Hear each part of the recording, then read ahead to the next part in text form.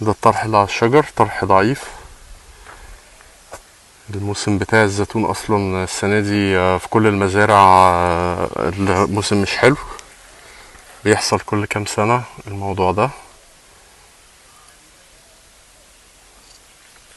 فالسنة دي الموسم ضعيف. السنة اللي فاتت ما كانش فيه موسم خالص، هي بتيجي دايما كده سنة سنتين وبعد كده الشجر بيرجع ايه يطرح بقوة. بيبقى الشجر الفروع دي كلها بتبقى نايمة على الأرض من الطرح، يعني كل الفرع كله من أوله لآخره بيبقى مليان حب. فهو ده الوضع السنة دي، الحمد لله على كده. و احنا بنصور الواقع اللي قدامنا، طرح ضعيف.